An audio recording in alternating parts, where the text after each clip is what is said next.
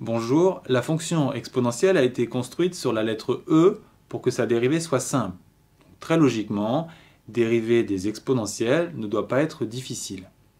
C'est ce que je vais vous démontrer dans cette vidéo.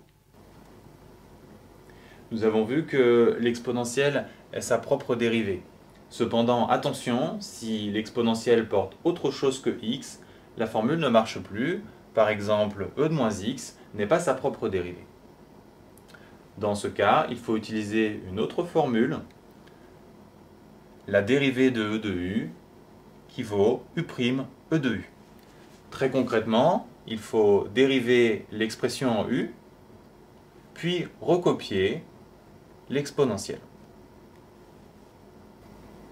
Pour e de moins x, l'expression vaut moins x, et donc la dérivée moins 1, ce qui nous donne moins 1 fois e de moins x. Notez que si u vaut x, la dérivée fera 1 fois e de x. S'il y a une formule à retenir, c'est donc celle-là. Prenons un exemple, exponentielle de 3x plus 5. La formule à utiliser est toujours la même et la méthode est très simple. On dérive l'expression et on recopie l'exponentielle. Ici, l'expression vaut 3x plus 5 et sa dérivée 3. Le résultat est donc 3 exponentielle de 3x plus 5.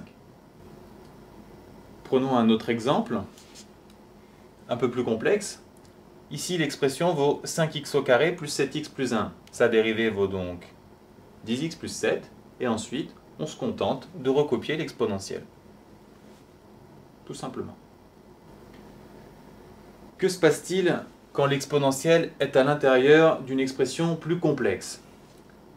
Il faut tout d'abord se rappeler ses bases sur le chapitre de dérivée, et donc la forme globale de cette expression est un quotient, donc du type u sur v, et appliquer la formule associée qui est la suivante. Ici, très important, le u' correspond à la dérivée de notre exponentielle, et on applique, comme on vient de le voir, la technique. Donc on dérive l'expression qui vaut 3, et on recopie l'exponentielle, ce qui va nous donner 3 exponentielle de 3x plus 2. Je ne détaille pas la suite puisque c'est classique. Ce qu'il faut retenir, c'est que la difficulté ne vient pas de l'exponentielle, mais de la lourdeur de l'expression.